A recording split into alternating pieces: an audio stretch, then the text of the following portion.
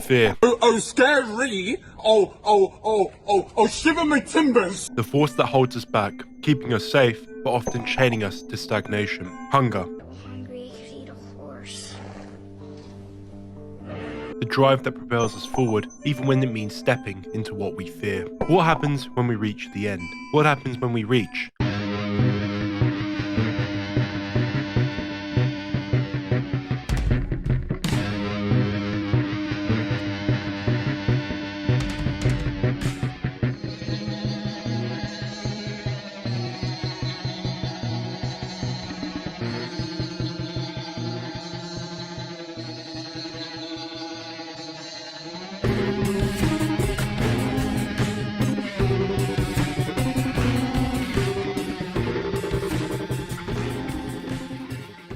Okay, it's obvious content warning, this is Fear and Hunger again, but my footage and gameplay obviously has the censor mod installed, so you won't see any of the cock and balls, but of course the game still dives into some pretty dark places, and if you go play the game yourself, just be warned because it's a truly depraved thing.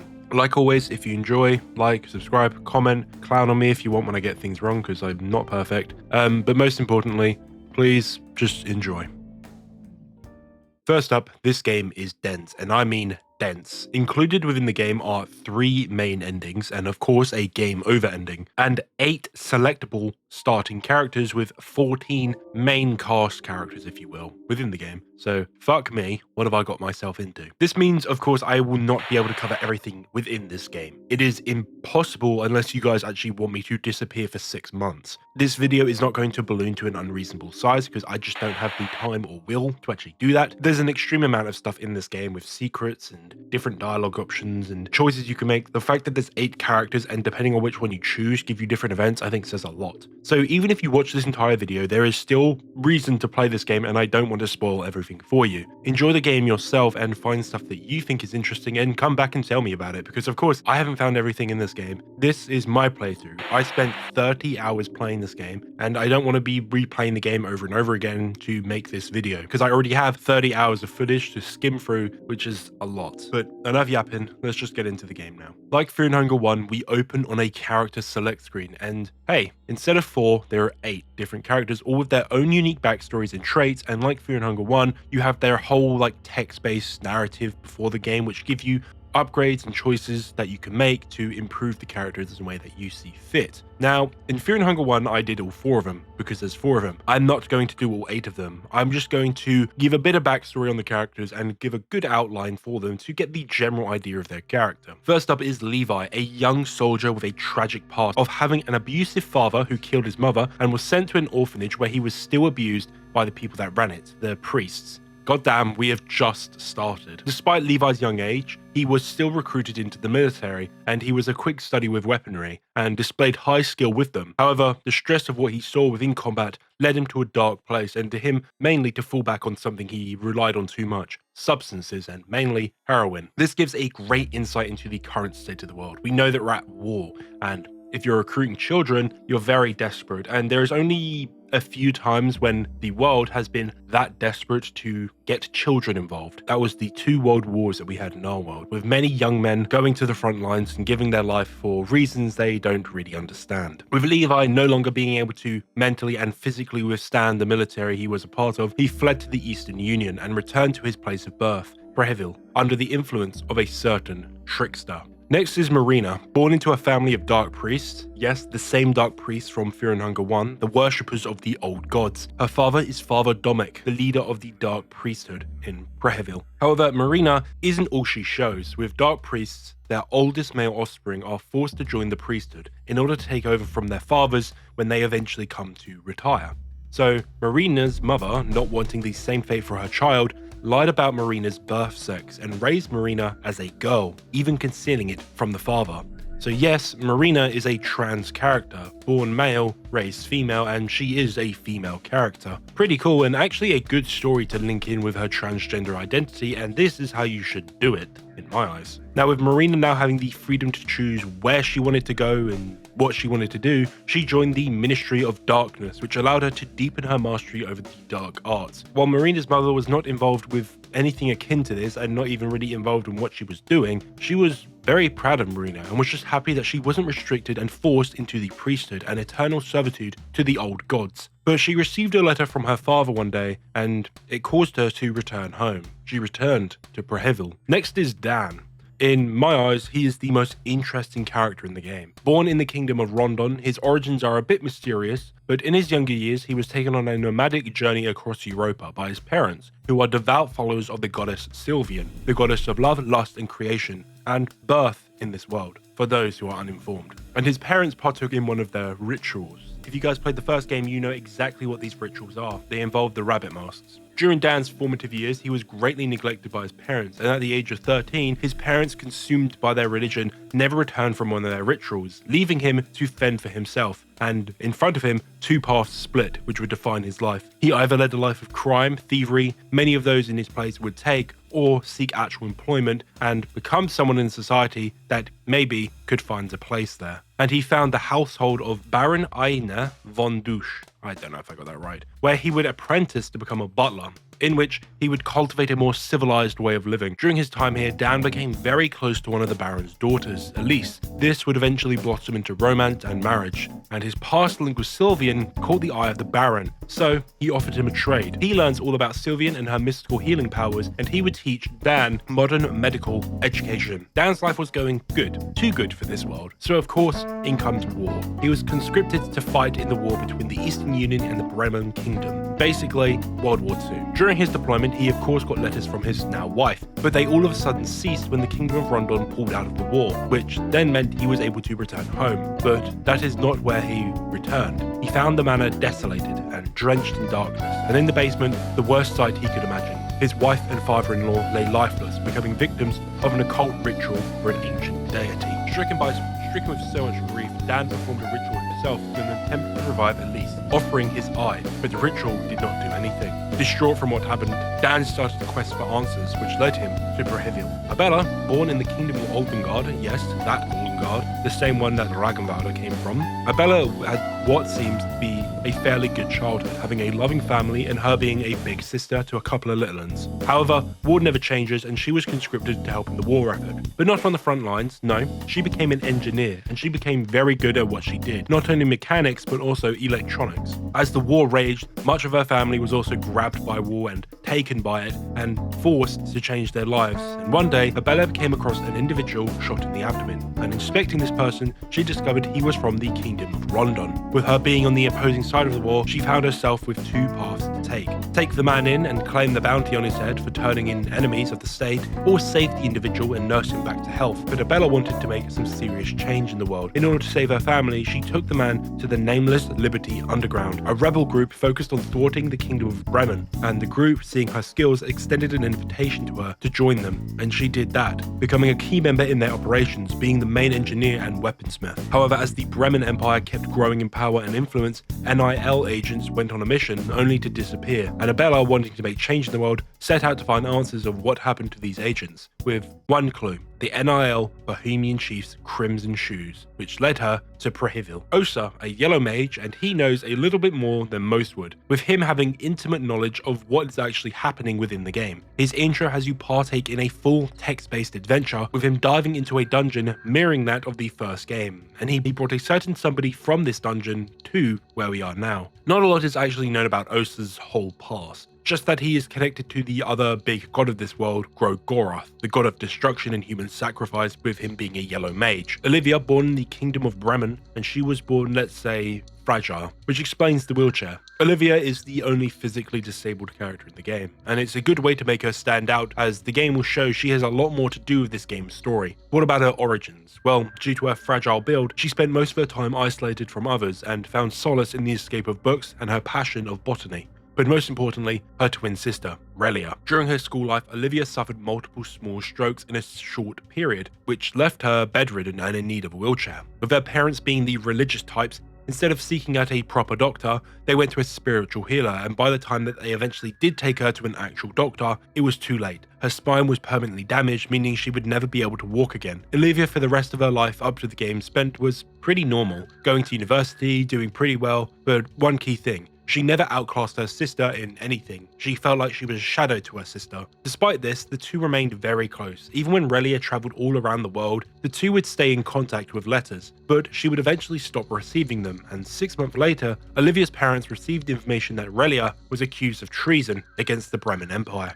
and was of course imprisoned, and Olivia was powerless to do anything. But eventually, news broke that the NIL broke her sister out of prison. Now, the name NIL led Olivia to find a professor that Relia was seeing over the years, as he mentioned the name a couple times before. But when she went to find him, she found out that he was executed a few months ago for treason. A bit odd. Searching his office, Olivia found several letters between this professor and Relia long after her graduation, with writings about a cube and how the Eastern Union was trying to replicate the cube. With the last letter, Relia voiced concern about the Kaiser of the Bremen Empire, as he was going after the operation in Preheville, and that she herself was heading there. So, Olivia knows where she went, and she went to Preheville as well without a delay to find her sister. But the Kaiser. At this point, we don't know who this individual is, but the Kaiser is a title given to the German Emperor. So I guess we should keep an eye out for who this individual actually is. Marco is a silent, reserved individual. In his younger years, mainly in school, he was bullied a lot, being pushed around a lot. So it encouraged him to get more skilled with his hands, and he is the best character in the game in hand-to-hand combat. Despite his size and demeanor and stature and his skills and his past, he was very much against joining a gang or being another man's thug for hire. This attitude meant he got into a lot of trouble on the streets. But at one point he realized that he was so good at fighting, people were asking him to fight for them and were willing to pay him. So instead of being paid by someone else, he would just fight for himself and earn the money himself in underground boxing matches. This allowed him to build his character and rep, something he utilized fully to protect his younger sister. And in the words of the game, she was a stunning young woman who attracted the uncivilized types. Despite his best efforts to help his sister not get involved with his side of the world and keep her in a, let's say, better life, his sister eventually fell for a mobster, a Ricardo Accardo, but this man actually helped Marco with him getting in contact with a proper boxing coach, which led him to hone his craft, increase his skills drastically, and getting bigger and bigger fights, which meant bigger and bigger paydays. But Ricardo slowly kept getting Marco more and more involved with his life until he made a demand of him to kill his opponent in the ring. And of course, Marco initially was opposed to it, but unfortunately, this Ricardo was not beneath threatening his own lover to get his way. So Marco couldn't refuse. After knocking out his opponent in the ring, he didn't stop, pummeling his opponent until he no longer breathed. This one act consumed Marco, and all he felt was hatred, and the only way he could overcome it was killing Ricardo. But unfortunately, Ricardo wasn't stupid, so he made Marco a target for the mob. So not only the cops were on his ass, but now the mob were as well. On a call with his sister, they agreed to meet up in Rondon, but Marco couldn't stay in the Vatican, so he jumped on the first train out and left, and he ended up in a town called Preheville. And the final selectable starting character, Karen, a journalist. As a child, she was a curious and adventurous individual, much to the dismay of her caretakers. Being born into a rich, non-noble family, and in Bremen society, nobility and family heritage is extremely important. So her family was often excluded amongst similar financial status families due to them lacking nobility, and they were used as scapegoats when the war broke out. Karen was sent away for her safety during this time, but the person who took care of her, Delilah, she didn't trust 100% due to her memories not being super reliable. This is due to being younger in age, and this thought never left her mind. Throughout her teenage years, she took part in many human rights activism and a lot of political protests and crusades, but one protest went a bit wrong, with the Bremen military using lethal force to quell the protest. But Karen, being injured, was used as a symbol for the oppression caused by the Kingdom of Bremen. Now, being surrounded by people of her home country, they revealed that she was never meant to be taken away, and was in fact kidnapped. Her father died in the riot which she was saved from all them years back, but her mother was still alive, and due to her lack of noble standing, many of the other noble families didn't really care about her problems, so they didn't give her any sort of support or even listen to her with her problems. But now Karen was able to return home. She eventually found her purpose in journalism and the sudden rise of a specific figure, the Kaiser, was of a great interest to her, almost an obsession, and she uncovered rumors of the Kaisers linked to the new gods and a shadow society, with only whispers about them since the Cruel Age, the age that we entered after the ending of Fear and Hunger 1. This shadow organization seemed to manipulate major global powers and were seemingly the cause of the 2 major wars. Then the news broke out of the Kaiser's occupation of Prehevil in Bohemia, so Karen, ever the go-getter, set straight out for Prehevil. So, our 8 characters have all their own reasons for going, arriving, being in Prehevil, either by accident, work, or personal reasons, but they all arrived at the same time on the same train. Now, of course, like Fear and Hunger 1, selecting each character gives you a few options to decide between, which items you get or abilities for your character to start with, and include a lot of the character building, which I've just sort of covered here really briefly, but of course it's a bit more in detail. I honestly do like how Fear and Hunger 1 does this. It allows you to really get into the world and build up character fast and the world itself fast from the very beginning. The only problem is it requires you to do it 8 times to get all the dialogue, which it's a lot. But actually finishing the intro sequence for your selected character, we actually start the game now. Fading in, we open on a train with a couple other passengers scattered about, and a girl in a pink dress, kneeling on a sigil marked on the ground. The girl then gets up and runs off, and we wake up with us commenting that we felt as if someone was watching us. Walking about, we can find a couple of items, and walking to the end of the carriage, we find a blue moth. Now, when I first saw this, I thought it was a blue butterfly due to me being Persona brained, but this game has a move called Moth Swarm, and in the intro cutscene, or trailer I guess, there is a blue moth in it. And even with the move Moth Swarm, it uses the same image of the moth or butterfly thing to display it, so I'm going to guess it is a moth. Now, a blue moth is a very powerful piece of imagery. Blue moths, first of all, are very rare in the real world, and while a moth itself represents rebirth and a new beginning due to them beginning life as a caterpillar and becoming a moth through their transformation, but not only a physical transition but also a spiritual one. In addition to this, moths are also believed to have a connection to the spiritual world, being messengers from spirits or potentially the gods themselves. And a blue moth directly means this is a message from the divine ones, the ones above us, and in this case, being our guide, which will highlight key points in our journey to go to and interact with certain things. This is what Persona 5 used the blue butterfly for, a spiritual messenger guiding us on our journey, making sure we did not stray too far from our path, linking to the gods, and it's the same here. Not saying it copied Persona, it's always been a very common use of symbolism and it's quite old now and it's been used in a lot of media and stories, and you'll probably notice it now that it comes up more often when you watch older things as well. Now, learning this is a messenger, who sent this message? Well, of course, using our knowledge of Fear and Hunger 1, there is a handful of gods in the world it could be. Gorgoroth, Sylvian, one from the pantheon of the many new god of the depths, Rear, or maybe even Shuka. At this point, I'm not going to spoil it, so let's continue moving on, and we're transported somewhere with our character commenting that we are no longer on the train, and we are approached by a peculiar individual. You. I've been looking for you everywhere. Just where do you think you ran off to? Don't you understand the hurry we are in? If you tell him to get off of you, you get into a scrap with him. Yeah. A feisty one. The eyes of the janitor bulge out their sockets as his expression intensifies. We can do it the hard way too. I would just straight up scrap him. But if you act like you ain't got a clue what's going on, No one expects you to. You are a stupid fucking human after all. Now, get your ass back to the workbench. he then takes you to a workbench This is your last chance. Next time is punishing time. with the girl in the pink dress on another table. What? You are supposed to assemble new cubes, of course. As for how, figure it out yourself. If you're not capable of that much, you're beyond help and useless in every sense of the word. What you Googling at? There's nothing to see here. Eyes on the cube. Work, or I'll rip those eyes out of your pretty face. The girl in pink is trying to get your attention. Now, the girl running off, we decide to follow her, but of course the janitor is not very happy about this. So we enter our first bit of combat. And let's talk about combat changes now. While in Fear and Hunger 1 felt like horseshit and was very hard, and it was completely unfair, which is a good thing, that ties into Fear and Hunger's world and lore and its story and everything, but in my eyes, the gameplay was a bit too unfair, and it felt like there was no real strategy for it, and that's kind of a problem with turn-based combat. it has a limited aspect to it. There is only so much strategy you can do in turn-based combat. In Fear and Hunger 1, it always felt like you were on the back foot. However, in Fear and Hunger 2, it introduces a mechanic which I really like and allows you to get better control of combat and actually feel like you can actually take the initiative, and that is rev up. Each turn you gain a rev point, and they can be consumed at the start of a turn to do one of three things, depending on how many points you have saved up. Consume 1, you get a damage increase. Consume 2, you get a big damage increase.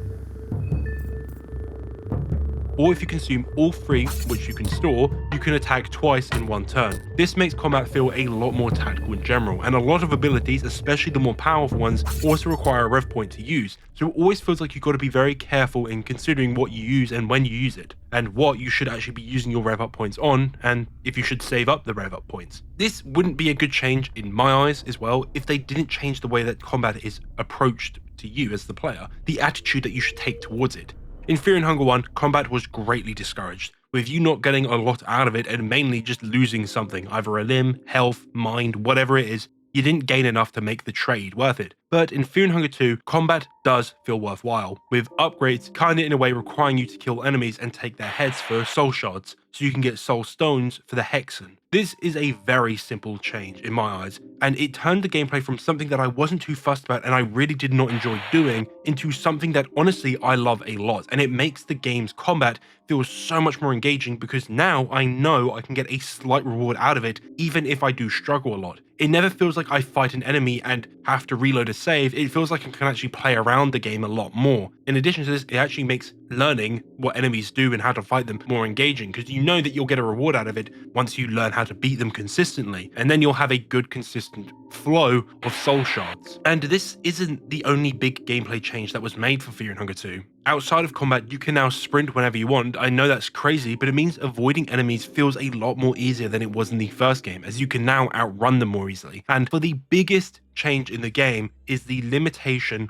on saving. With its namesake, Termina, Fear and Hunger pulls some aspects from The Legend of Zelda Majora's Mask. More apparent, the moon, which is obvious, but also the game's day limit, with only 3 days of time being allowed. And with each save in a bed, time progresses to 1 of 3 times in the day, morning, afternoon, and night. So in total, you only have 9 bed saves in order to complete the game. So the strat from Fear and Hunger 1 of constantly saving at one bed is no longer effective, as it will most likely end up with you getting a game over and becoming something rather frightening.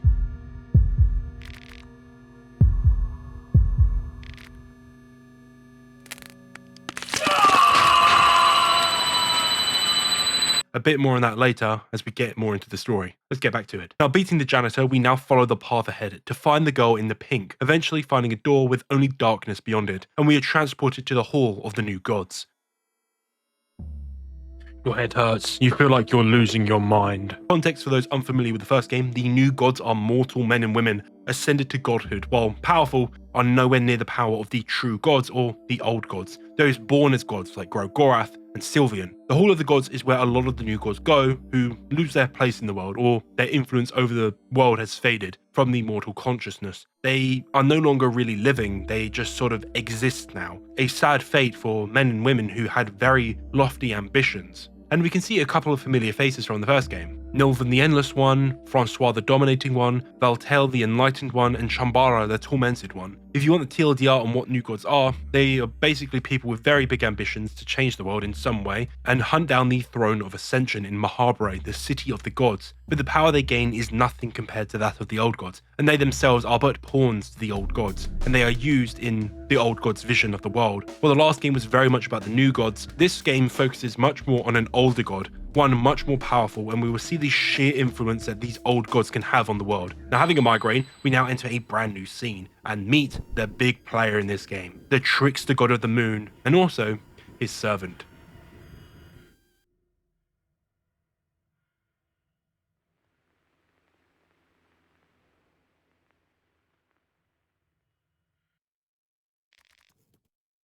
A mysterious person greets you in a monotonous voice.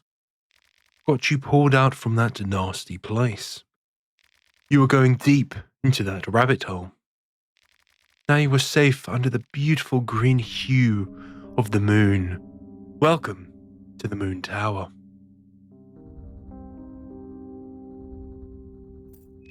That is what I'm here for, to explain the situation you are currently facing. to explain the great once-in-a-lifetime opportunity that has befallen within your grasp. Since our words could not possibly reach my master, I speak in his behalf. And who might my master be? Well, for now, let's just say that he is the delinquent one, Rear, the trickster moon god. And me? You can call me Perkle. I am just a humble servant of his celestial majesty. You are the dreamer. He is the dream. My master has invited 14 of you to join us this jubilee of cosmic proportions. 14 candidates, but only one true victor. The festival of Termina is upon us.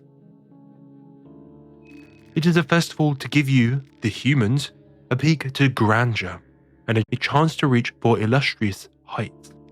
The festival to end all festivals. This must be all very confusing to you. I won't burden you with any more information at this very moment. Just head towards the tower. That is all you need to know for now. I will gladly answer questions once you get there. But until that, let us meet again under the moonlight.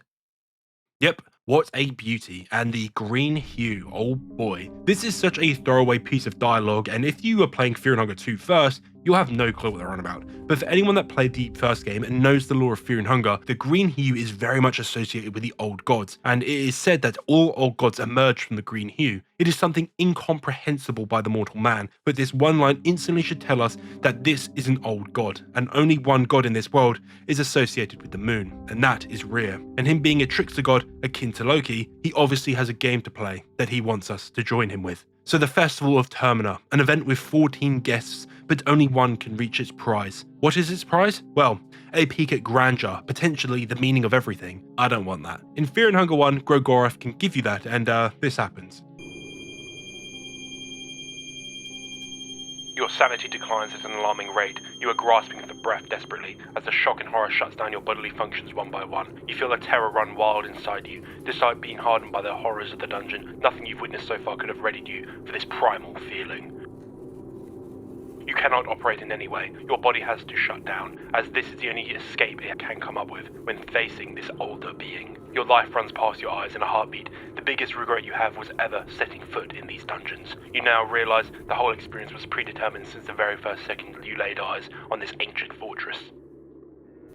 Basically, the thing that Grogorath shows us puts us into a shock and kills us instantly because we just cannot comprehend it as a human being. Perkle is a servant of Rhea, a being who does their bidding, and we know of one other being who does this for Rhea as well, that being a certain purple cat. Honestly, I love this intro. Even if you ignore all the intros I did for all the characters, if you ignore all the character building, just this here, it gives such a clear and easy to follow goal. It gives you a nice direction. The tower, and you must win the festival, whatever the means. Simple. It gives us a nice setup and it gives us a clear goal. That is how you set up a game properly. Now, the word Termina means to be the ultimate end, an end with nothing afterwards, a festival to end all festivals. So the word's inclusion in the title, while it might seem a bit odd and it makes it again linked to Majora's Mask, which kind of makes it hard to disassociate the two, but thematically it actually fits a lot and makes it very clear what the game is actually going to be about. But a problem is it makes it seem like this is going to be the final game in the Fear and Hunger series. But Miro, the creator, has talked about a third game, and I'm pretty sure, but please correct me if I'm wrong, there is currently another Fear and Hunger game in the works. Currently, it is in the same universe and it's going to be a sequel to this game. A bit odd, very much have this game have a theme about the end, but there's another game coming. I just found it a bit odd, but who cares? Let's carry on and get back into it. We awaken suddenly on the train, and the train has stopped, and we can now explore the train. Moving left, we enter the next cabin, and we find our first friendly face, Tanaka, a businessman in a suit. I'm late already. So late. And Tanaka is another contestant for the Festival of Termina. Exiting, we run into a handful of the other passengers. So that must be the best course of action for now. You interrupt the discussion. Oh, hi. You finally woke up. You must be just as clueless as the rest of us. The train left us all here, at the outskirts of the city. All the train personnel, everyone, gone. No explanations. No, We're all awake now. You could always pinch yourself to make sure though. We decided to stay and wait here for a while. Someone has to come for the train, sooner or later. So if you're not in a hurry, I recommend just taking a seat inside and trying to relax. Maybe we could introduce ourselves. My name's Olivia. Lovely to meet you all. You can call me August. Karen Sarr, a journalist on duty. Hey, I'm Enrique. And this mystic gentleman over here is Osa. It was Osa, right? I'm pretty sure it was. We were the first to wake up.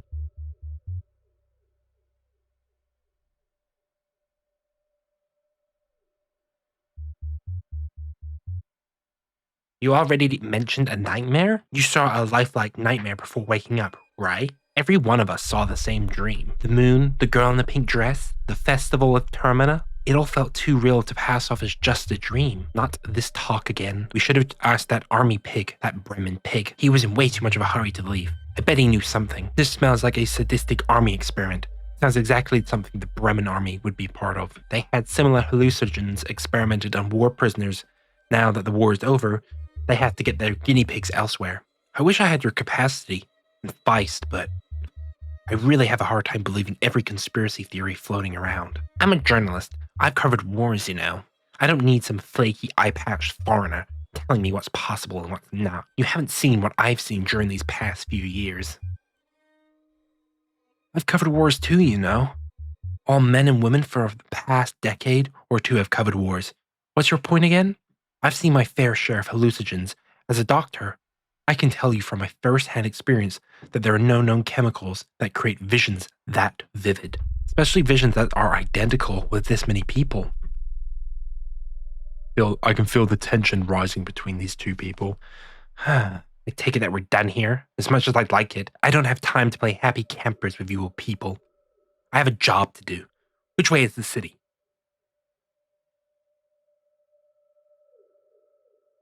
Look up there, over the forest top. Can you see the tower standing erect in the mist? That tower marks the center of Preville. You can hike through the forest to get there. It's not that far away.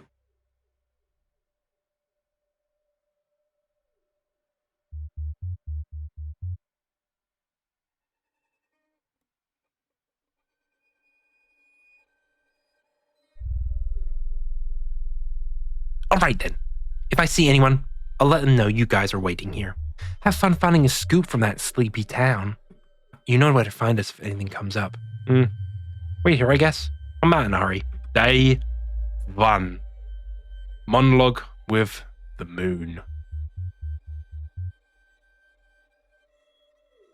Now, amongst them, we have a couple of new faces. We have talked about people like Dan, Olivia, Osa, and Karen, but these first few new faces. First up is Henrique, a 32-year-old man hailing from the Kingdom of Rondon with a more sophisticated palate due to his job of a chef. At first, Henrique, throughout your time here, will be distant, but break down that wall between you and him, and he reveals that his past is filled with a lot of big ambitions, plagued by too many options, learning culinary skills while working for his parents in their tavern, but he wanted to create true art. So he pursued becoming a musician or artist or actor. He did a little bit of everything, but didn't really exceed in anything. So eventually he gave up on his dream of creating art. During his earlier life, he ran out of money while working as a bartender, so he was forced back to his parents and worked under them again, returning to cooking. And his natural skill for the culinary world started to shine bright here. And he did create art with his food and becoming a main subject for a local paper. Now embracing his new form of art, he traveled the world to find new culinary inspiration to create true art in himself. This search led him to the town of Preville, a town filled with a lot of local delicacies and unique ingredients, which he took a very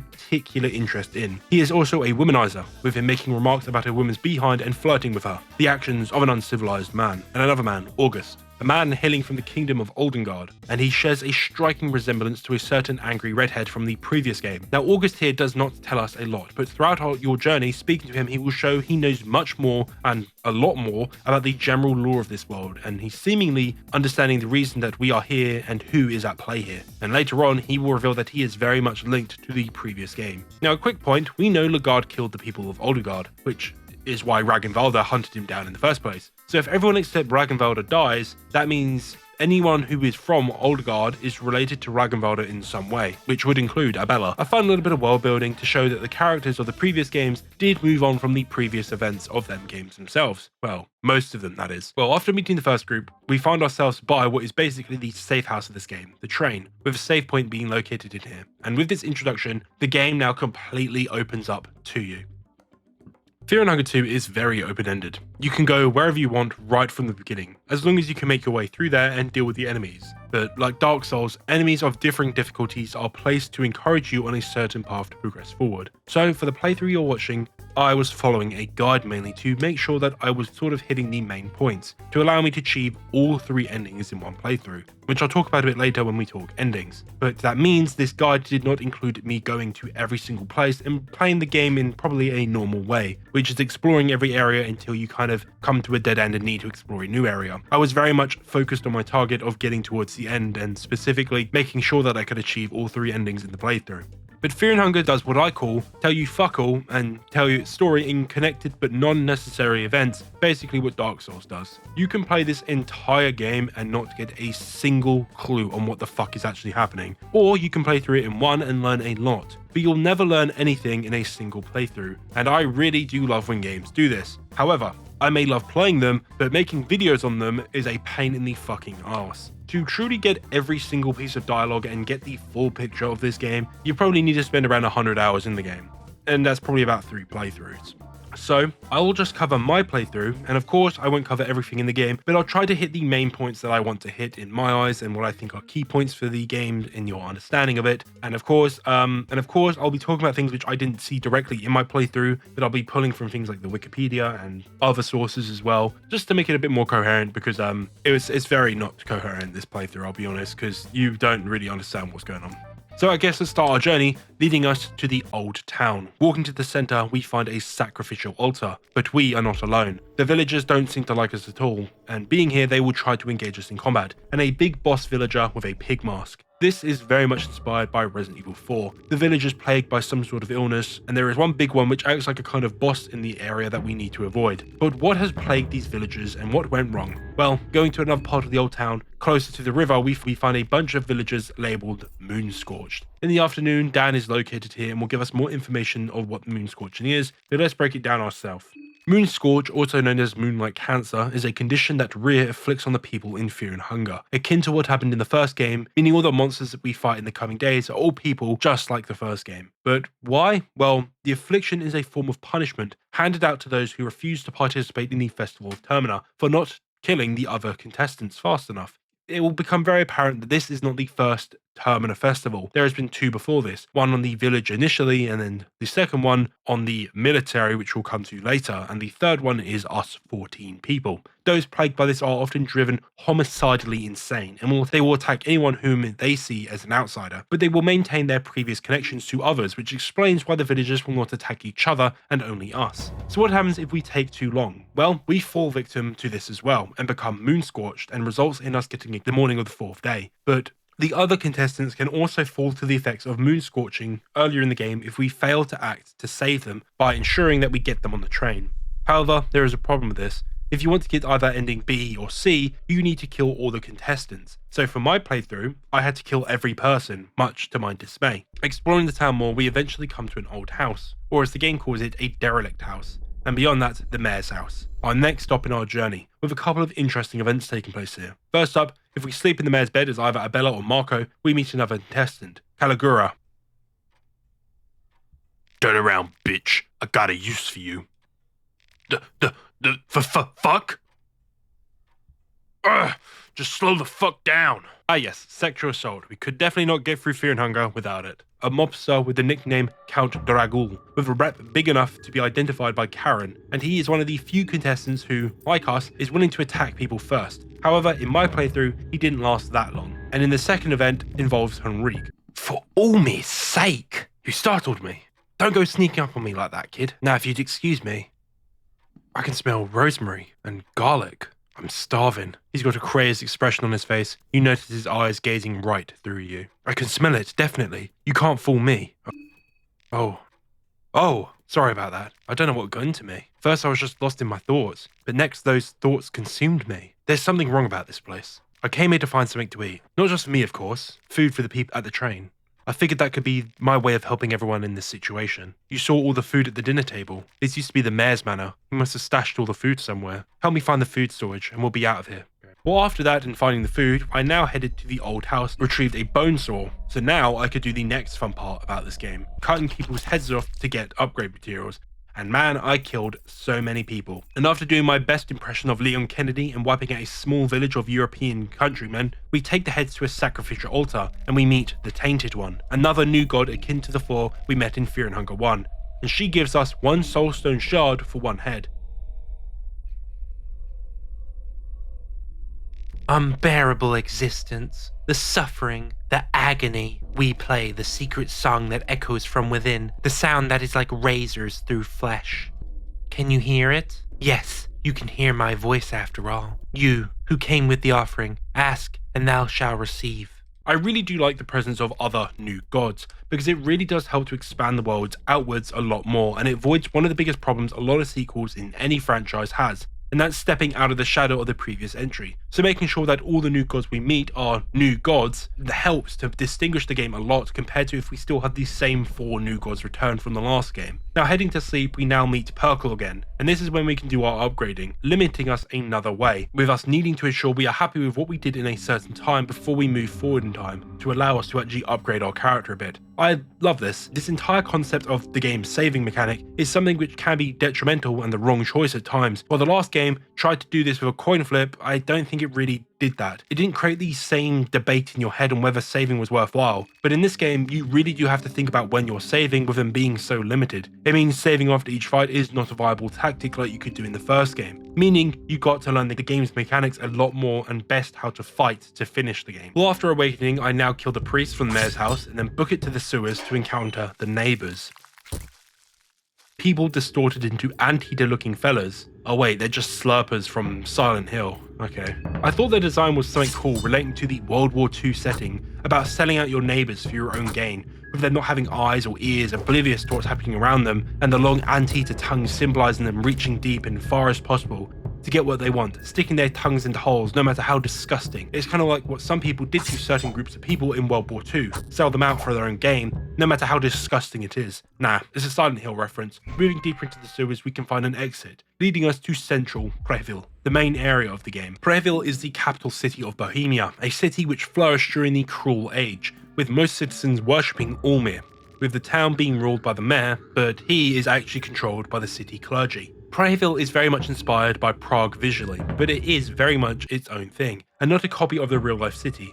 Think Rondon. It's more a mix of London with some French influence. Preville is the same kind of thing, but a mix of bits here and there from all over to create something new and fresh. Well, within Preville there is a lot to see and a lot to do, with a lot of shops scattered about. But my first stop was somewhere from just the name I knew was important, the Church of Ulmir.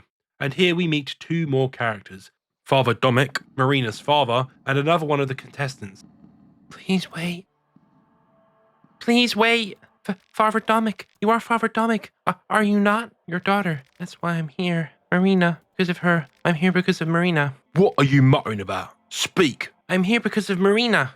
That person died in my eyes with his mother and their dirty little secret. What a disgrace. What a cowardly path to take. In any case, Marina is far away. You won't find him here. You're the last thing between Marina and me, and she is coming here any time now. You have to vanish for her to be truly happy. Before she gets here, I need to do this. What did you say? Did you say she is here in Preville? You put her through so much hardship. This is what she'd want too. What in the bloody hell are you talking about? Talk, you dirty wench. Get your hands off me. Don't touch me. Stupid girl. You don't know who you're dealing with. Don't. Are you this dense? What did you say about Marina?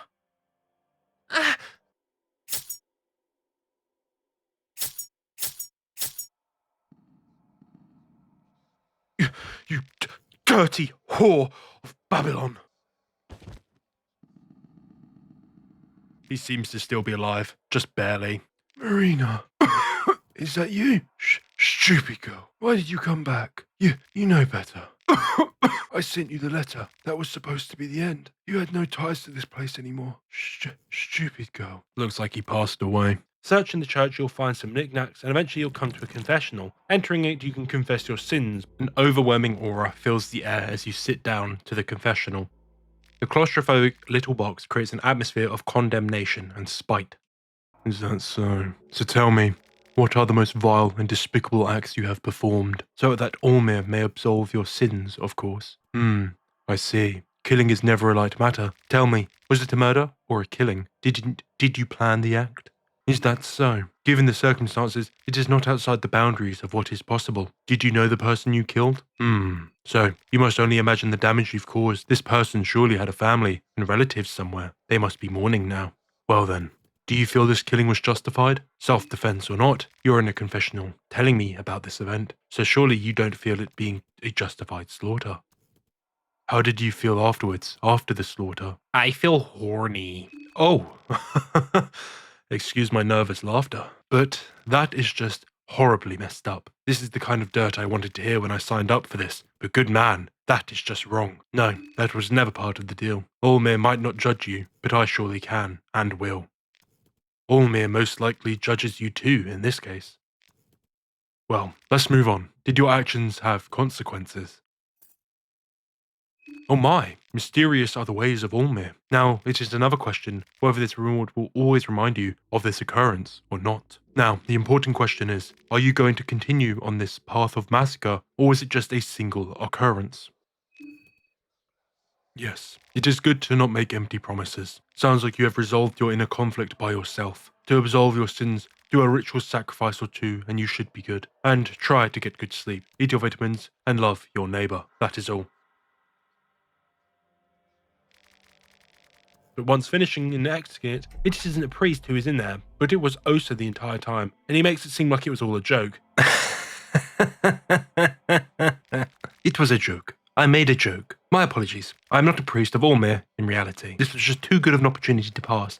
I could get to know the true you. I didn't mean to belittle your troubles by any means. With the festivals going on, you cannot truly trust anyone, so I figured it wouldn't be too big of an offense to play a little trick. Well then, I got the information I needed. I think I must continue my journey for now. Time is not exactly a resource we have in excess.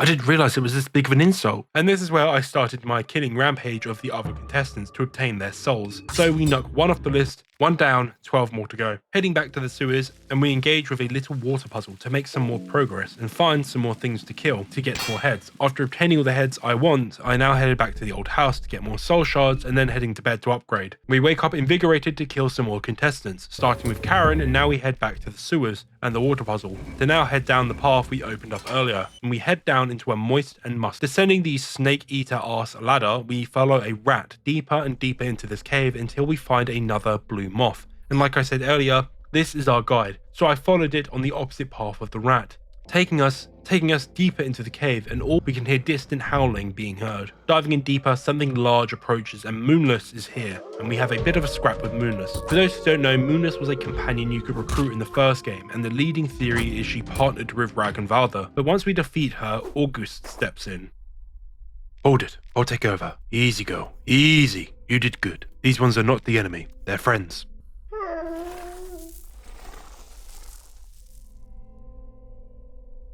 She is non-family acquaintance. She doesn't mean harm. I hope you're not hurt too badly. Let's see what I got. It's not much, but hopefully these will help with the worst bite marks. Hold the bandage on that wound. Use the herbs so you don't get any scars. Take care out there, my friend. Yes, it is revealed that August is part of the family who befriended Moonless, so Ragnvalda's family. And thankfully we don't actually have to kill the dog due to August here stepping in and preventing that from being needed to be done. Now another blue moth guides us into Tunnel 4, an oil industry tunnel, and descending the elevator we find a device which we can now turn on.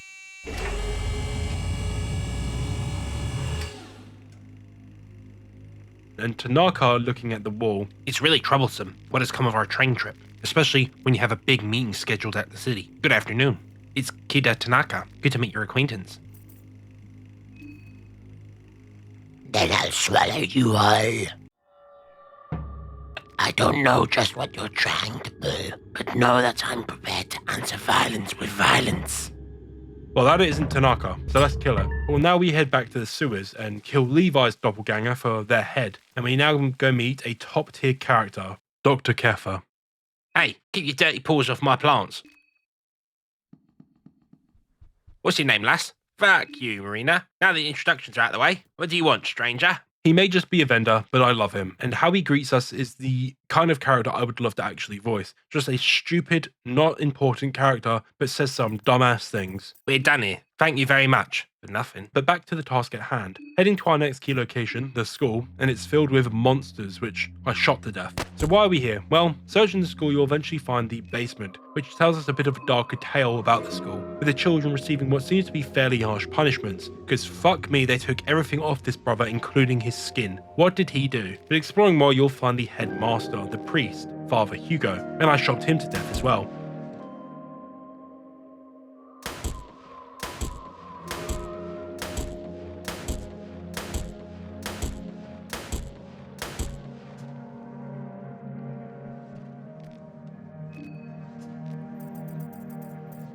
A scary man died by a few bullets. After retrieving a couple of keys and items, we dipped, but we will return to school a little bit later on. And that's something that honestly made this game kind of hard to actually turn into a video. We are constantly going back and forth from locations with items or skills or new information to find things. And while I love it when games actually do this, turning it into a fun narrative experience for you guys to watch is actually kind of annoying, because it means I had to figure out what the fuck I was actually doing half the time. Heading back again to the old house to get more shards, I then slept again and upgraded and moved on to Day 2 under the sulfur sun. And today was the day I was going to ensure I could get the other two endings, meaning I was going to kill everyone today. Starting with Olivia and Henrique outside of the train, I just killed them straight up and then bolted back through the sewers back to the back streets and killing the clown along the way. But we are actually hunting this scene.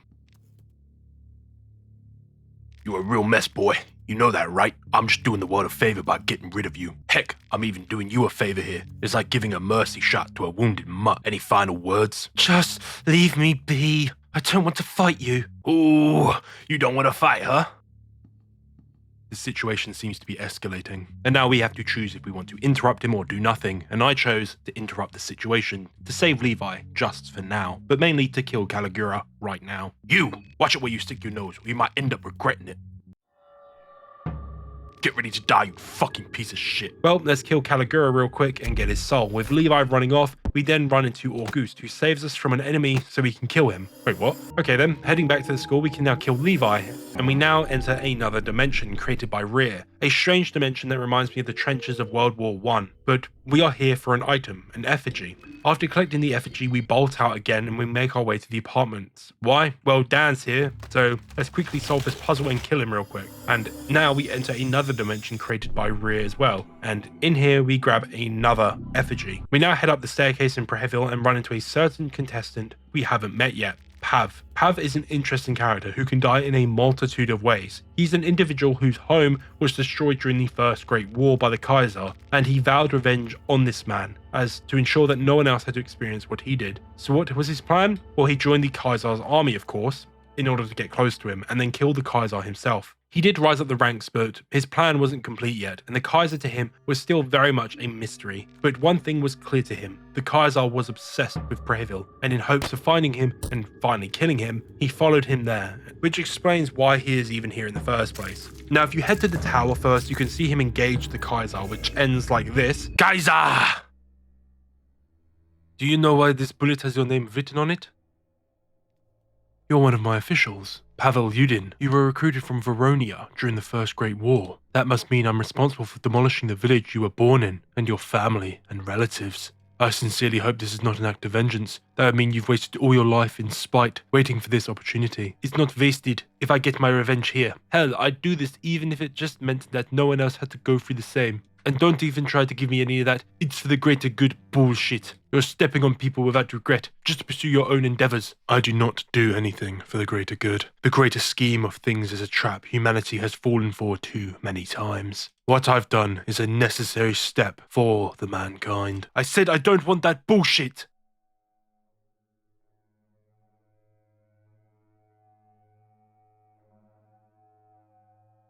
Yeah, that went pretty well for him, didn't it? Now, you can actually save Pav here as well, if you choose to heal him. Obviously, I didn't find him here because I found him a little bit later where I was going to kill him for the other ending. But you can save him and bring him back to the train to keep him alive. but he will die without your help. So who is the Kaiser? Well, it seems that he has had some past experience in the world and that he knows that they have been misled. At the moment, we don't currently know who the Kaiser is, but I'm going to spoil it now, so spoiler alert. The Kaiser is the god. He has become the Yellow King, displayed by his yellow robe, meaning he did get to the throne of ascension. Now, one of the biggest debates about this game that I always find really funny is when people debate about the ending of the first game. Now, of course, I did do my whole spiel about the game's ending in my previous video, but of course, as time has gone on, do I think anything's changed? No. I still think I was pretty good on the money, and my idea of what happened is pretty good. A lot of people seem to focus on his change in attitude and how he doesn't seem to be that monstrous ghoul that we met at the end of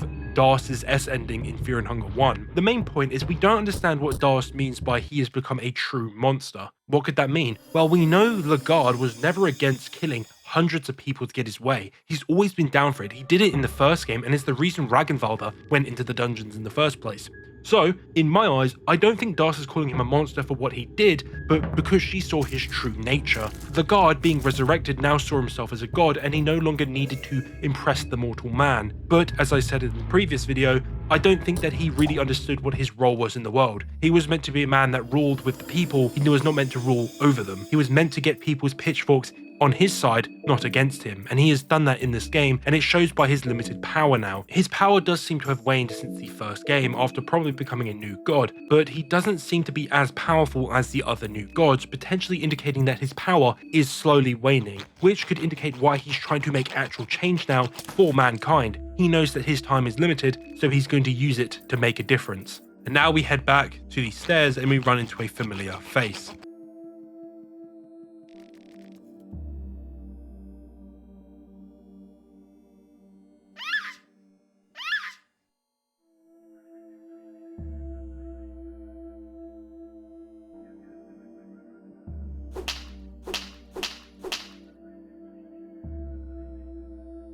There's a tall man here wearing what seems to be a rubber mask. Oh, here I am busy with my own business, completely ignoring this beautiful chapette. All apologies. Pleased to meet you. You can call me Pocket Cat. You have one of those familiar faces. I feel like we've met somewhere before. Perhaps in a past life? Things sure have changed since then, haven't they? We all live in peculiar times.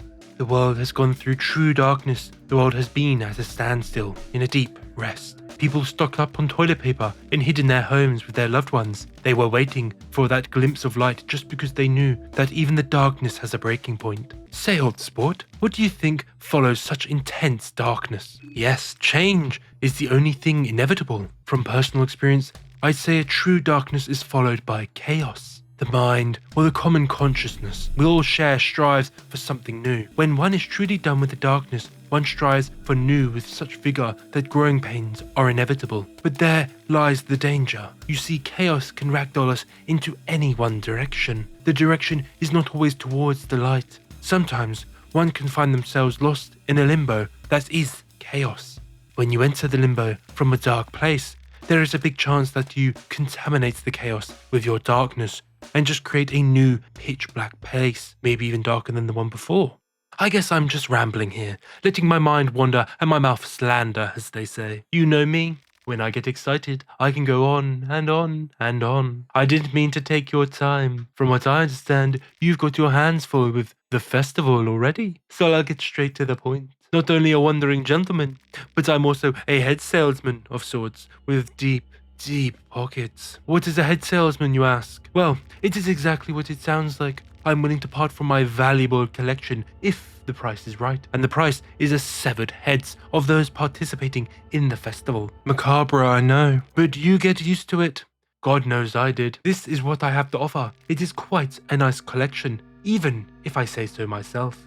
And we can now trade with Pocket Cat with the contestant heads that we have gathered. All the people that I've been killing, we can give them here. And as you can see, I've killed 12 people now. Kind of scary. All right, well, after having our chin wag with the funny cat man, we can now hit the town and kill more people to get more heads. And after my little excursion, I return, of course, to the altar again to get more soul shards. And then we hit the hay. And now we blitz over to the Church of Allmere to grab another effigy and head into another dimension created by Rear. And there we find Samurai.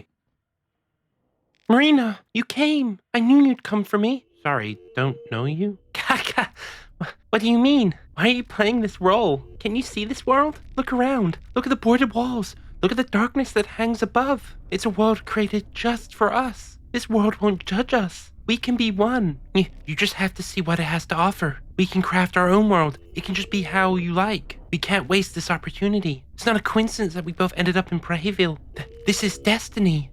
Why are you this difficult all of a sudden? It's me, Sam Marie. We've met each other countless times at the Vatican City, on the long hallways of the Ministry of Darkness. You know me, and I know you. We've shared our most private times together. I've seen your true self. I've seen how you spend hours every morning just to get your makeup right. I've seen you caress yourself. I know how you wake up every night just to finish the book you fell asleep to.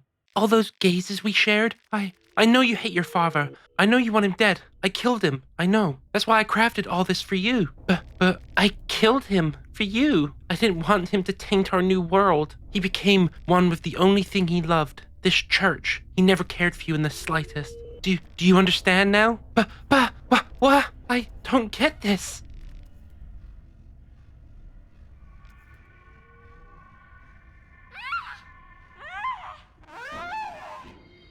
Oh wow, what happened to her? Well, this is what the process of moon scorching truly is, and most of the contestants all have a form which resemble a part of themselves, the darkest part they keep hidden from the world, their darkest desires, if you will. Wait, Persona? Just kidding, I'm just kidding. So here we see Sam Marie's one, the radiating one, but what does it actually mean and what does it represent for the character if it represents her darkest desires? Well, in the game and on the Wikipedia and everything, it's called dysmorphia, which I think does all the talking it needs to. It very much displays that Sam Marie is a character who has a lot of dysmorphia around probably her body and her own self. She wants to change these flaws that she sees in herself, and to become a truly radiating one, it very much displays how Sam Marie hates herself and wishes she could change herself to become the best version of herself. I really like these forms, so let's dive into the rest of them and see what they had to say, starting with Abella's, or the Chagna, where her body transforms into a more masculine appearance, or a more stereotypical masculine appearance, which links back to her backstory of being a woman in more of a male-dominated field of work, and also she is quite a physically strong character. Kind of reminds me of Naoto from Persona 4, a character who might believe they need to be a man to succeed in their field of work, but they don't actually want to be a man, they just feel like they need to be one to succeed. But I'm not opening that can of worms with Naoto Shirogane. That game has been out since 2008, and people are still debating what her character actually means, so I'm going to leave it there. The elephant-like appearance also links back to her being the older sister of many little ones. Elephants are extremely caring animals, especially for their young, so this desire may link back to Abella, where she is perceived as a man, but she doesn't want to be perceived as this. She wants to be perceived as a woman of beauty, which is reinforced by her dialogue when you play as her about not feeling comfortable in a woman's clothes, but her mechanic uniform makes her feel more at home. The elephant symbolism could come into that as well, with her desiring to be a motherly figure to others, but she doesn't believe that she can be that due to her masculine traits. Kind of sad in a way that she doesn't believe that she's not capable of doing that because of other traits that she has. Honestly though, great character, probably my favourite character in the entire game. Next is Osa and his form Mastermind. A pretty simple one. Osa wants to be in control of his own life and desires to have some actual power over the world itself. Olivia's, or the mechanical dance, is very much an embodiment of her desire and wish of not wanting to be confined to her wheelchair, as displayed by the form not having any legs at all, but a base, almost saying that she feels stuck to the chair, limits her ability both in the chair and this form itself as well. Karen's, or Valkyrie, this form very much relates to the guilt she feels from her covering wars, with the war itself being directly what allows her to make a living,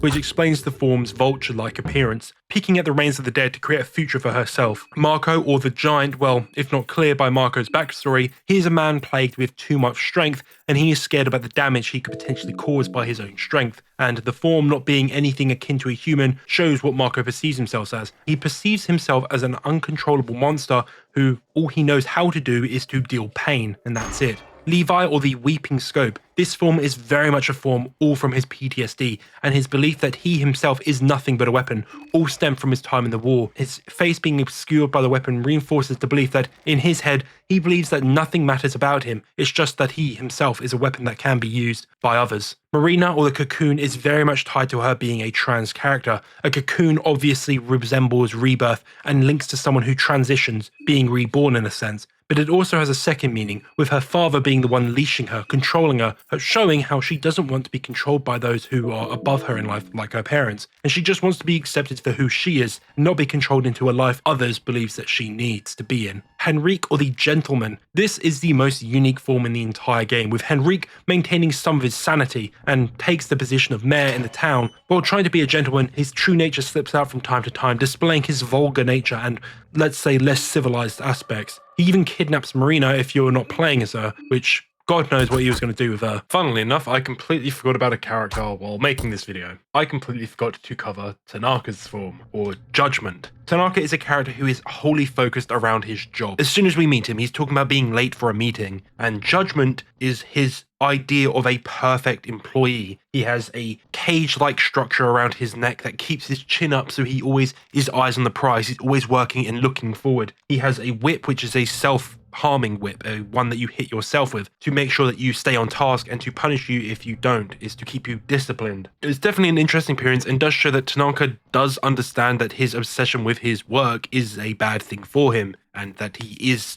harming himself by doing this, but he can't stop. It's something that is. And last but certainly least, Caligura, the monster. No, not him, his form. Okay, there we go. Caligura is a disgusting man who tries to assault Abella and tries to kill others for his own gain. A big blob of a man who will absorb others to destroy them to gain something from them. Now I'm going to separate one form from the rest, and that is Dan's. Dan's form is very unique as he doesn't really have a moon-scorched form like the others. Instead, Dan is taken and he becomes something new. He becomes a new Pocket Cat. But why? Well, looking at Dan's backstory, he is the one character that sticks out amongst the rest. He doesn't have a clear thing that he hates about himself. He has something that he hates about the world, the loss of his family, but he isn't insecure about something like the rest are. Yes, I know Osa kind of fits into this category as well, but we don't technically really know Osa well enough because he doesn't reveal enough for us to get that information. But Dan we know quite a bit about, and he just really misses his family. He doesn't have a clear trait that he hates that he has. It's not like Abella where she hates her masculine features at times and her masculine traits about herself, or Marco who hates his own strength, or Olivia that she hates that she's disabled, or that Sam Marie is insecure about herself because she doesn't believe she's perfect, or Marina is being controlled in a transgender character. There's a lot here, and Dan doesn't have something that he's insecure about. He just hates that he lost his family. But that's the thing. Dan lost everything. Dan has nothing really in his life left. He became blank. That's why he has the blank soul. And I think that is the exact reason Pocket Cat chose him. Something that is blank is very easy to overwrite and corrupt, and it not having anything else on it makes it even easier to corrupt. So him becoming Pocket Cat doesn't necessarily mean he is secretly a pedophile the whole time. It just means that he was probably the one that Pocket Cat saw as the easiest one to take over. Or it was the final step in a major plan of one of the gods. More specifically, Rear. It's no secret that Dan has been fucked by the gods for his entire life. He lost his parents at 13, he lost his wife and his father-in-law, his home, and now he's here at the Festival of Termina,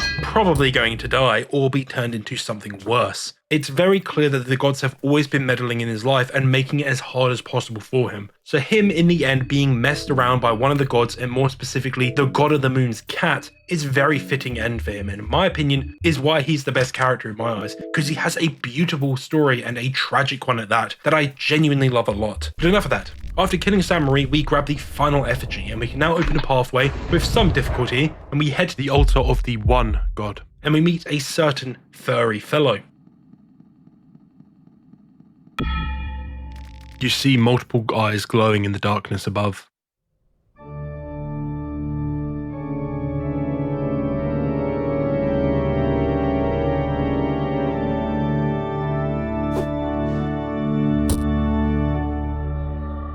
Mantengo con magnificant, that is my name. The last name you hear before I start to roll. You bastard. I don't deal with the likes of you. You're not the one I'm after. Who are you? I see. You're one of those idiots. You shouldn't meddle with things you don't understand. Humans truly are the bests of this world. The forces of the moon are whacked up because of you lot. The parasites leeching on the moon. That's why there's so much random shit happening everywhere. Doppelgangers replacing missing folk. all deities rising up from their graves. Space and time tearing up. The forces are desperately trying to fix the balance because of you knuckleheads. Fine by me. More challenges for me to behead. I'm off. I don't even bother tending my blade with your foul blood. You picked up the Sergal spear from the severed hand of the Sergal. She's dead. After scrapping with Sergal, we make our way to Donovan's house, a unique house with the only hexen in the game that I could find where you don't have to sleep to upgrade your skills. So now, we don't need to sleep to upgrade. After getting some much needed upgrades, we now head to the museum and find a rather fine gentleman. Greetings. Welcome to the Grand Masquerade. We are celebrating the end of times, the festival of Termina. I'm sure you're aware of the festival by now too. But alas, we are not forever young, are we, my master? I understand that your time is money, and money is nigh. If I'm not mistaken, you're waiting for the bells to ring, am I right? But before that happens, I would have liked to introduce you to some of my closest acquaintances. But I cannot seem to remember where they could have gone. They must still be at the ball somewhere. Well, in case you run into them, tell them I sent you. The ones I talk about are the Red Devil, the Sun Priestess, and the Happy Mask Salesman. The fucking Happy Mask Salesman? That is legit a Majora's Mask character. I'm sure you'll recognize them. Well, 3 characters here. Who are they? Well, the Red Devil, the Sun Priestess, and the Happy Mask Self. We aren't even trying to get away from the Majora's Mask whole link here. The game is just doing it now. You may be asking, why are we here? Well, one reason is it's for one of the endings, but also there are 3 key items that I wanted to grab here. The fluted arm piece, the fluted chest piece, and the chak-chak. But if you find these people who are in the museum, they will tell you about the puzzle in the area which has to do with the clock. But I had a question about this place itself. Who are these people? Well, I don't really know, and there's not a lot of information online about them. They could be new gods, or they could be nothing. There is not enough information for me to make a call about it. I think they might be new gods, or they're worshippers of the god of sulfur, who I will get into when we get to the endings, because he is mentioned a couple times here in the museum. After spending quite a bit of time hunting for these items, I did eventually find them, and then I headed back out and I started to prep for fighting the secret boss in the game, grabbing the best armor in the game in the basement, and heading back to the Church of Ulmir to fight the Heartless One, allowing us to obtain Red Virtue, the strongest weapon in the game, and the Darkness armor. Now we are set up for the endgame. So now it's just time for some cleanup with me running around hunting down the remaining contestants, first starting with going to Tunnel 1. So why are we here? Well, to turn on the device, more specifically for the A ending. But interestingly, an enemy here is Stitches. If Dan is present, he will remark that it is his long-lost wife, indicating that yes, the gods are the ones who took her away and are now at play here and are still messing with him, like I just said with Pocket Cat. It is such a tragic story that even now the gods are still using his family against him. Now heading to Tunnel 7, we can turn on the 3rd and final device and we get ambushed by Bella. But killing her, we now have each contestant killed, and we now quickly head back to Donovan's house to drop a quick cheeky save so I can now do all the endings. And now, let's talk endings. Within Fear and Hunger 2, there are 3 main endings to the game. Endings A, B, and C, with B and C acting like the 2 C endings from Fear and Hunger 1. Similar endings with a slight difference in them, resulting in different endings, but the steps are the same, you just pick a different dialogue option. Let's start with the one that required all the killing and the reason I killed everyone, B and C. Ending B and C start the exact same way, with us approaching the Moon Tower and then ascending it to meet Perkle.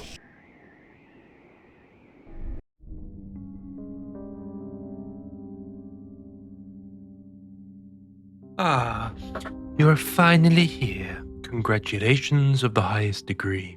I bow to your talents. You are the last survivor of the 14. You managed to excel where the others have failed.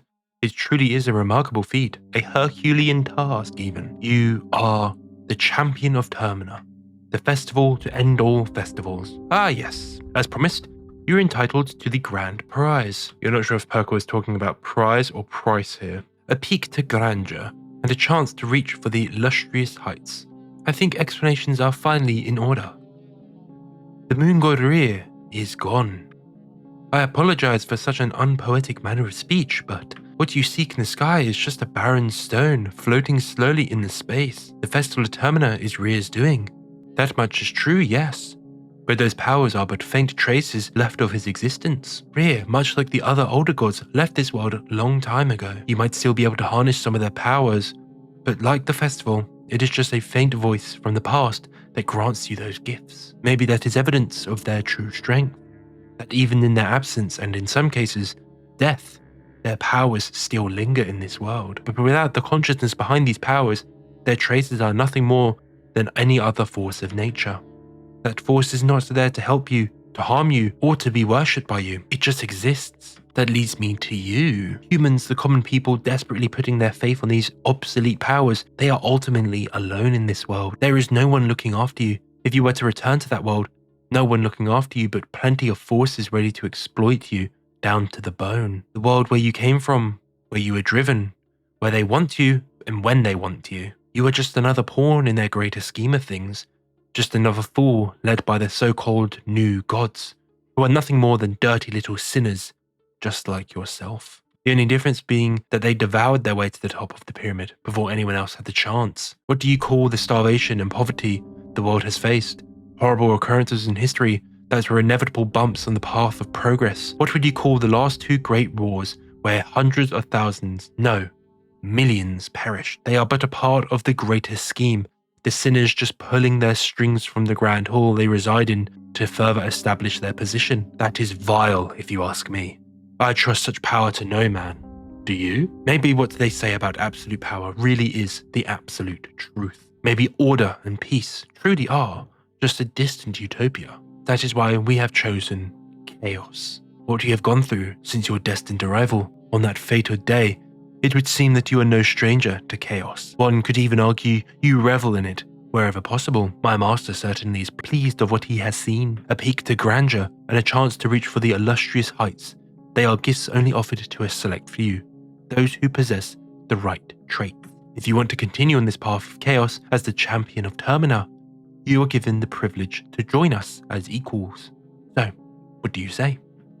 Join us or return to the world where you came from as nothing more than a side note in untold history. And now we are given a final choice, which will determine if we either get the B ending or the C ending. But let's talk about what Perkle just was yapping about, because that was quite dense, so I'm going to break it down a bit. Perkle obviously praises our achievement in winning the festival, but he does reveal that Rear is no longer in this world. The moon is but a trace of him, much like the other gods in the previous games. While only a trace is still extremely powerful, more powerful than the new gods themselves. So powerful in fact that the entire festival was still this trace's doing. He states that the forces of the old gods are not meant to help, harm, or even be worshipped by people, they are meant to just exist. Basically, he's saying they are just forces of nature. We're not meant to look up to them for guidance or for help in our lives. We're meant to just accept they are forces of nature and are meant to play around them. He then also calls these powers that these gods had obsolete, and us putting our faith in these powers is what makes us truly alone, as we have no one to actually turn to when we have problems in our life. And that means that these problems will never get fixed if we pray to these gods, in quotation marks, as he seems to be placing them. Perkle also makes the point that can any one person truly wield the power of gods in a responsible manner? Will there be a single person who wouldn't be corrupted by it? Even having a fraction of their powers like the new gods did, they were all corrupted in some way, playing their own games and fighting for their own agendas that they wanted to fulfill. And this is very much clearly seen in the previous game with the four old gods all pursuing a goal for themselves, and in this game, Lagarde, who went on 2 great wars or the world wars to achieve something that he was after. He was very irresponsible with his power. But would everyone do the same thing? Would everyone be corrupted by power? Well, Perkle seems to think so, and he's probably right. Giving too much power to one person will always result in that person changing in a way. It will change the way that they view the world and the way that they approach it. It's a scary thought which we see constantly in our world. I mean, look at a few weeks back with the South Korean government. The leader of South Korea was completely changed. He was the man that ousted the previous leader of that country for using the power in a wrong way. And he himself did that the same way. It just shows how people change significantly when they are given this power. It's an interesting thought, but honestly, you have to believe that there is someone out there that can wield great power in a responsible manner, because if there is no one out there that can, we're truly fucked as a species, aren't we? But let's get back to the endings, starting with ending C, and join Perkle. Well, isn't that glorious? You have chosen well. However, one last tribulation lies before you. All the souls you sent to our master, now boiling in the presence of his never-ending hatred. To finish your transformation, I need to send you too to his sulfuric cage. You have faced death head-on. The only thing missing is facing death of yourself. Do not fret. It is like the summer and the winter at the same time, scorching sun burning your skin, while the long tendrils of the cold freeze you from the inside out. When you rise back from those dark pits, only then will you be a true representative of the cult of sulfur, the empty man-made morals, the hollow weight stirring deep inside you, all carved out, you will finally know what it means to be truly free.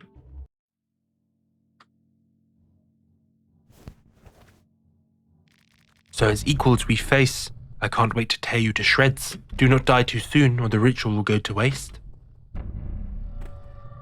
Such beautiful blend of pale red and sickly green drenched in cold hues of blue. Impressive, very impressive indeed. Urkel is dead. Your wounds are starting to weigh on you. The world starts fading before your eyes.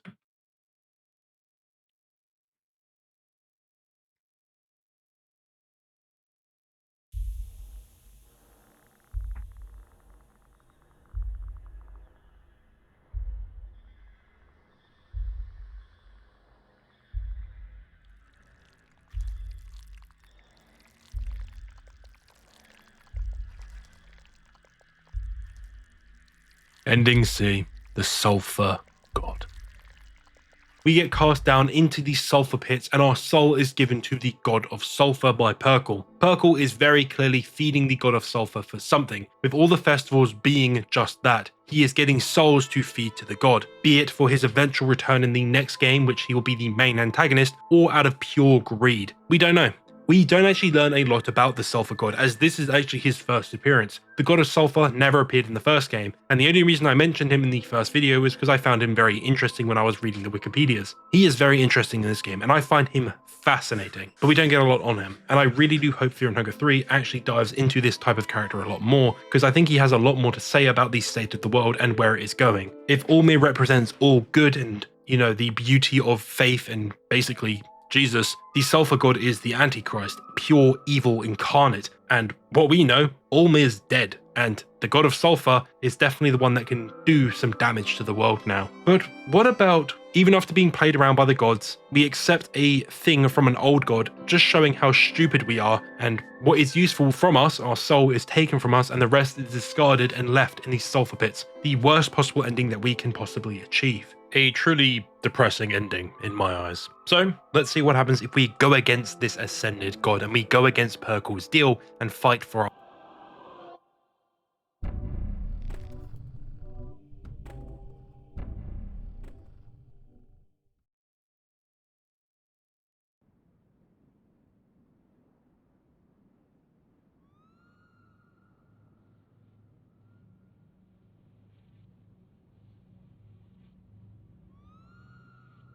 The Day 4 ending. The act of refusing the sacrificial deal from Perkle causes the player to be the sole survivor of the Festival of Termina. A pretty bleak ending and kind of like the escape ending from the first game. But okay, it leaves us alive, it also leaves us with a lot of questions unanswered.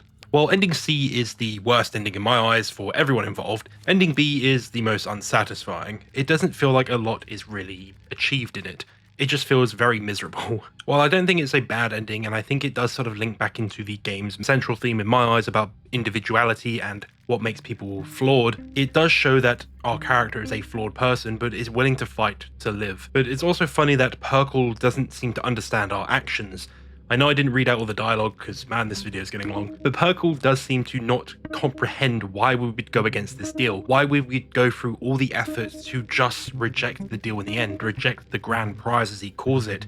But it's kind of the point. We were forced into the Festival of Termina. We didn't want to compete. We didn't want to get this prize. I certainly wouldn't want it. And we just choose the easier way out, which is to just kill everyone and then leave it in the past. But unfortunately, things like this never stay in the past. Well, let's talk about what I view as the true ending for the game. Ending A. With all 3 devices activated, it now grants us access to the White Bunker, a fairly difficult area with some very interesting enemies to fight along the way. But getting through it all, we eventually continue past the door into darkness, and we are then transported into the Hall of the New Gods, and with static appearing, we are once again transported into another black void room, with the Kaiser sitting in a chair. Approaching the Kaiser, he begins to speak. You are late, you know. If you've come to witness the birth of a new era, birth of a new god. The logic, the machine god, is online.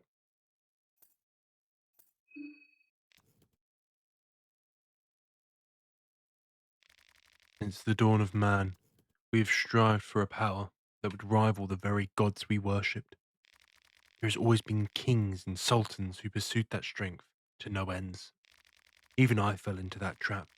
At one point in time, it is but a never-ending cycle that only feeds itself but leads to nowhere. If we chase that power, we are always looking at the bigger picture from behind. We cannot see the forest for the trees. Instead, we needed to birth something new. That time has finally come. The true unity of mankind is before us. A true God born from humanity, not from the old world. A God that is not born from the powers borrowed, but from our own strength. This is the moment in time our whole existence has strived for. We crafted the fate ourselves, with our own hands. Now as a joint conscious, we ascend.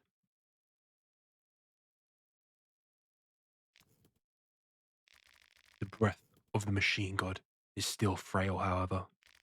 In her current fragile state, I cannot let you near. So prepare yourself. And now, we must fight him. How the fuck are we gonna beat him? The Kaiser here very much states that the machine god is something born from man. None of its power has come from the gods themselves. It was built up by man themselves, and they've reached a point where they can rival the old gods themselves. The Kaiser, or the god, has very much been played by the gods. When he became a new god, he very much saw his power as nothing but worthless. It was but a shadow to the old god's power. But an interesting thought I had while playing this game is he speaks as the machine gods as humans coming together as one and fighting to beat the old gods. And the god was prophesied to bring together kingdoms to be the one true king, a king that would rival all kings, a truly powerful one. It almost sounds like Lagarde's own prophecy was this thing. Not logic itself, but bringing people together as one unit who can face gods themselves. But Lagarde himself, by his own words, he didn't see the forest for the trees. He only saw the backside of the painting. He could only see the potential of being a new god. He did not understand that he did not need to ascend to godhood to become someone as powerful as the old gods. He could change the world himself if he put his will into it, if he truly embraced humanity. But he refuses to do that, and that's a key point. Lagarde pushed away others. He pushed away Darth, he pushed away his knights, he pushed away the kingdom of Rondon itself, he pushed away everyone, and it resulted in him seeking out the Throne of Ascension in Mahabre. But as we stated, the new gods are but pawns. Lagarde basically follows the same sort of story as Anakin Skywalker, for example. This is a really weird cut, but let me cook. Anakin Skywalker was obviously perceived as the chosen one that would bring balance to the Force, but he did not bring balance to it, kind of. Technically he did, but not in the way that you probably expect. He did not do what he was meant to do, but his actions still resulted in the Force becoming balanced again. Lagarde is kind of in the same way. He was prophesied to create something, or become someone, who could rival gods themselves. While in his time during the Cruel Age, he could have done this by gathering all the people up and becoming the strongest king in the land. He didn't do this. He became a new god and went against this prophecy. But prophecies are funny like that. They wrap back around and fix themselves, and he has done that now with logic. He is working underneath logic to propel this thing forward, kind of like what Darth Vader did with Luke Skywalker. Kind of like that, it repeats itself as a cycle, and it's interesting. It's a fascinating thing to think about, because technically the prophecy about Lagarde is not wrong then. He did bring people together if logic is a collective of people. He fulfilled it. May not have done it when he was meant to, but he did eventually do it. As they say, better late than never. And now we move on to the actual final boss. Logic. Logic is a really hard boss, and what the fuck is it? Well, Logic is a machine god and the culmination of the Kaiser's plan, a being created by humans, wholly by humans, that is above or can rival God's powers, a being created with no gods at all, and it has a link to the Blue Moths. Logic is basically a human hive mind, but one person is at the center of it all, one that acted as the vessel, a certain girl in a pink dress, Relia Audrey Haz, Olivia's twin sister, as when playing as Olivia, the god will call out to us by name, and once we beat the god, we are shown her face. and are encouraged to join the collective in the artificial green. To make a long story short, it's basically the end of Ava, with humans merging together to create a new form of existence where there is no pain or suffering, only knowing. But I saw a cool theory online that the gods who actually change the world the most, the ones that become ascended gods in a sense, the ones that push humanity into a new age, like the god of fear and hunger in the first game, which pushed humanity into the Industrial Revolution, this god, the god of logic, will push humanity into the age of information, our time we're currently in now. After World War II, this is where the world went. It went into the time of information, when the world became very connected and very globalized. When humans are more connected more than ever, but individuality feels less important now. It feels very hard to stand out and break the mold. An age where, yes, we do live in general much better lives and are much healthier, but suffering is not seen or heard by most, so it is ignored by the majority of the world. Which links back to us giving up our own consciousness to join the artificial green. We give up our ability to do something just so we get to have a decent life. This links back to my side, for example, where we give up our own free will to get a life that is okay. So what is the best ending in this game? Fuck knows, none of them are good. They all suck, but A is the one that allows the other characters to survive the events of the game, and that's the key point. If you actually keep any of the characters alive when you do ending A, or your character in endings B, a little post-credit scene with bits of story about each character explaining to them what happened to each character after the events of the game, which are very much in the style of Fear and Hunger 1's S endings. Now, I'm not going to cover all of them because they kind of just sort of say like they moved on. Like, for example, Abella was very influential in the space program, which great for her. Go get it, queen. But other characters like Dan just fell into depression because they had nowhere to go. Karen carried on her life as a journalist, digging up more unsolved mysteries and dark truth about the secret society and all that. Levi struggled. Marina settled down in another town, opening up a little shop. Good for her, but she was also stalked by a weird girl in black hair. Marco started as a boxing coach. Olivia went on to study flora and unfortunately was constrained by both her physical and mental trauma that she experienced during the game. And Osa threw Nashra's head into the nearest lake, tired of serving him. He then returned to his hometown with intent of ruling the land himself. He wanted to impose his own teachings on the people, and he wanted to replace all Mir's teaching and replace himself as a godlike being to the people of this town. He is not a very nice man. They all have their own things. They all have stories that go on to and will very much probably appear in the next game, and we'll see these in the next game. It's nice to see these, but I'm not going to sit on them for too long. So now I hear you asking, what the fuck is this game actually trying to say? What was its story about? Well, it being the second Fear and Hunger game, which means very much it shares the same message about no matter how much you get put down, you gotta get back up and keep trying again and again, no matter what, no matter how hard or hopeless it is, which is reinforced by the entire game's world and gameplay itself, with it being super difficult.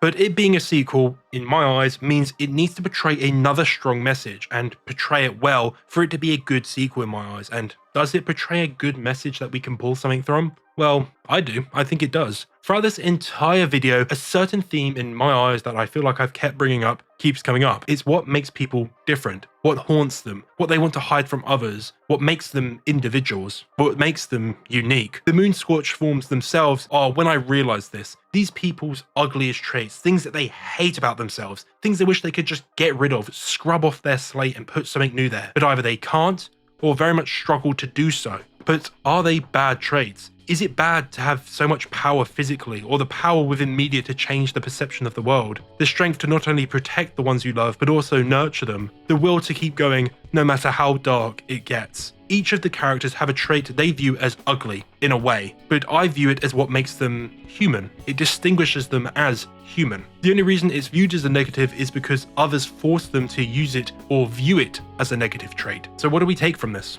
Be proud of your uniqueness. Never hide it. Celebrate what makes you different, and never shame or bring hatred to others for being unique in their own way. Instead, choose kindness. Kindness costs nothing to give, yet it can mean everything to someone else. A simple act of kindness can boost someone's confidence, lighten their burdens, and remind them they're not alone in life. It encourages others to embrace their differences, making the world a more inclusive and compassionate place. Even when someone's differences seem negative, remember this: it takes far more strength to teach, guide, and help them grow than to ridicule them and punish them. By offering understanding and support, you've become a catalyst for positive change in anyone's life. In today's world, we have the freedom to define who we are, regardless of our backgrounds or appearances. While kindness may seem old-fashioned or less practical in achieving worldly success, it is a choice that builds character and lasting connections. Small acts of kindness may not transform the world on a grand scale, but they can profoundly change an individual's life. Sometimes all it takes is a kind word, a helping hand, or a gesture of compassion to give someone the most valuable gift they can receive: hope.